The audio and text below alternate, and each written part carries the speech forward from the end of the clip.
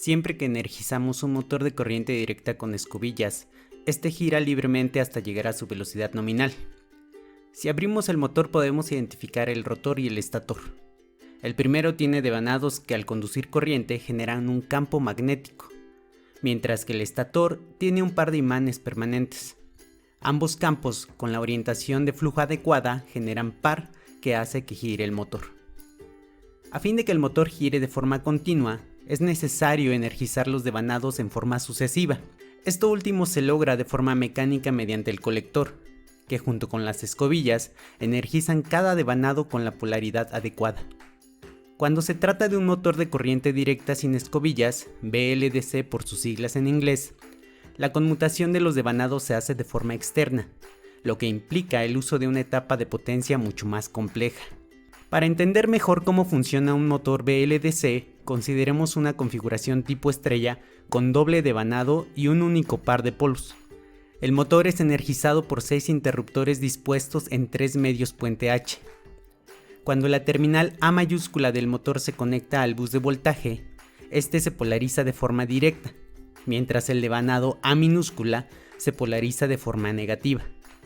Consideremos que el flujo de corriente crea un campo norte y un sur para los devanados A mayúscula y A minúscula respectivamente.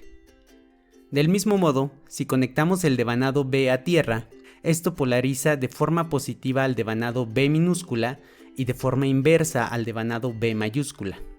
Así, el estator se polariza con un polo norte entre las bobinas A mayúscula y B minúscula y un polo sur entre las terminales B mayúscula y A minúscula. Lo anterior hace que el rotor gire para alinearse con el campo generado. Ahora, si energizamos del mismo modo los devanados A, pero conectamos a tierra los devanados C, se polarizan de forma directa los devanados A mayúscula y C minúscula, mientras los devanados A minúscula y C mayúscula se polarizan inversamente.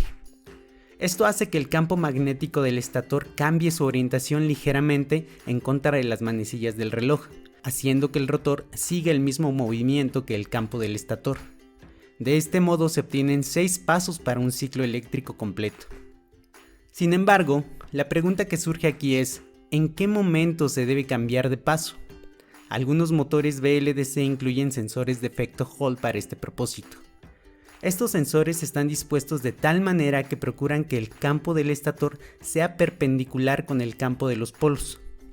La adición de los sensores de efecto Hall hace más compleja la construcción del motor y en consecuencia incrementa su costo. Existen varios métodos para el control de motores VLDC y algunos de ellos no requieren de sensores. También existen controladores comerciales para motores VLDC comúnmente llamados controladores electrónicos de velocidad o ESC por sus siglas en inglés, que son mayormente utilizados para la construcción de drones. En este video les mostraré cómo implementar un regulador de velocidad con un FPGA, primero utilizando los sensores de efecto Hall y después sin ellos. El primer paso es diseñar una tarjeta con 3 medios puentes H. Decidí utilizar el driver IR2104 debido a su simplicidad y gran desempeño. Para los transistores no tengo muchas opciones, así que uso el NRF239. También incluí en la misma tarjeta una fuente conmutada para derivar 12 volts de la alimentación principal. Para esto utilizo el integrado LM2574HV, el cual soporta hasta 60 volts en su entrada. Después de mucho tiempo de espera, al fin llegan las tarjetas desde China junto con los componentes. La manera más simple de soldar los componentes de montaje superficial es por reflujo. La idea es aplicar un poco de soldadura en una de las terminales, después colocar el componente en su lugar mientras se derrite nuevamente el estaño.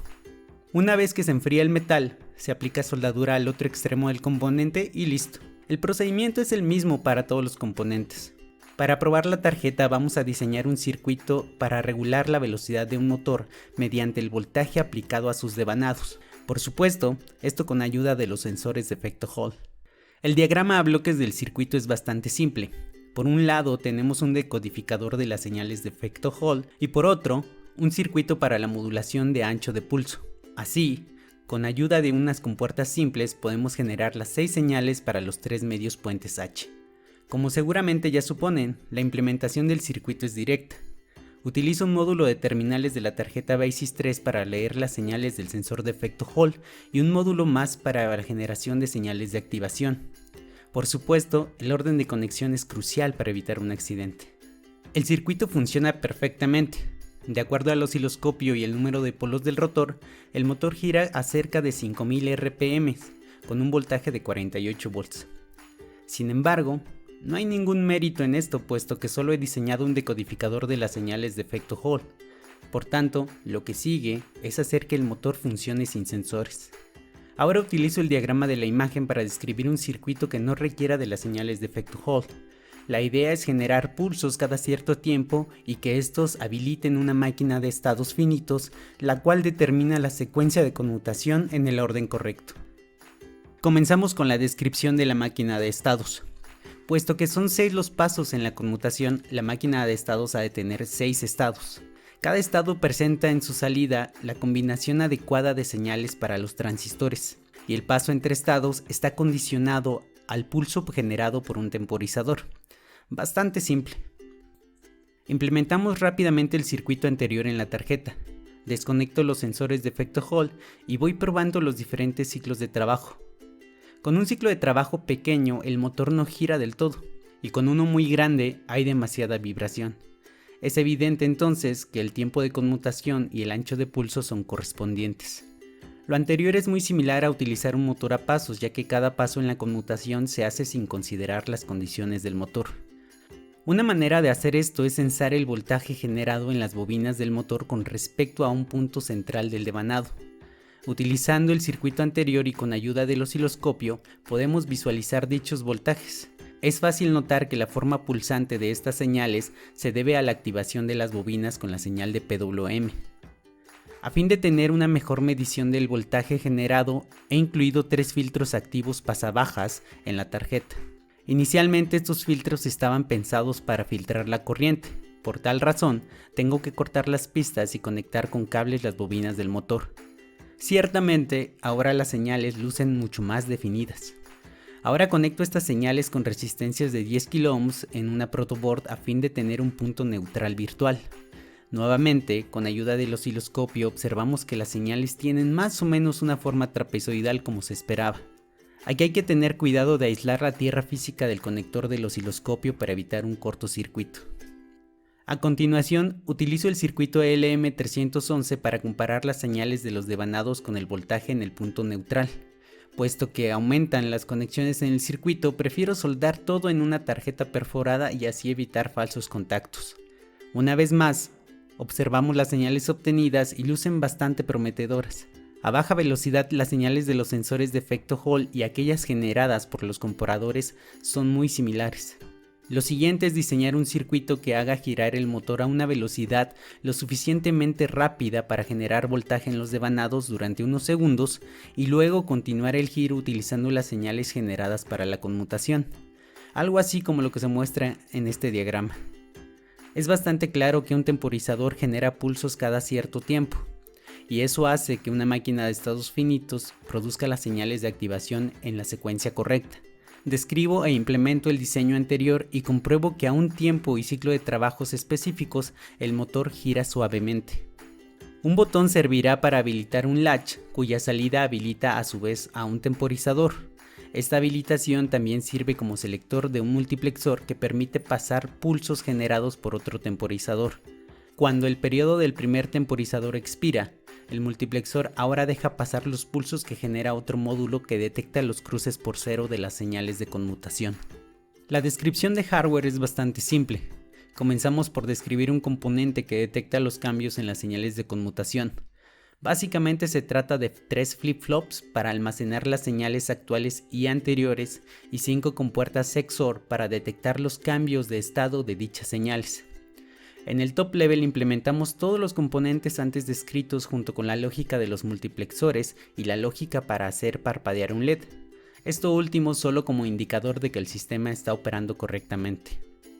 Nuevamente implementamos el circuito convivado y descargamos el bitstream a la tarjeta. Funciona bien siempre y cuando el ancho de pulso no sea tan grande. Esto es, siempre que la velocidad de giro no esté cerca de la velocidad nominal del motor. Cuando el ancho del pulso se acerca al 100%, el motor comienza a vibrar.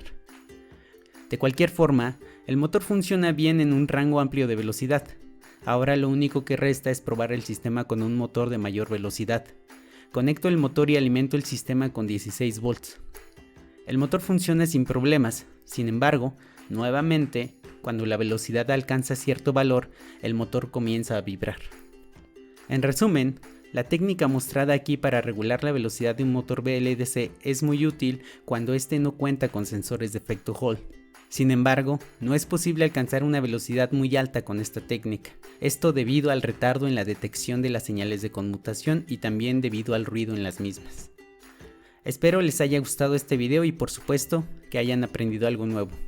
No olviden compartir y suscribirse y recuerden, el ingenio para crear, no para destruir.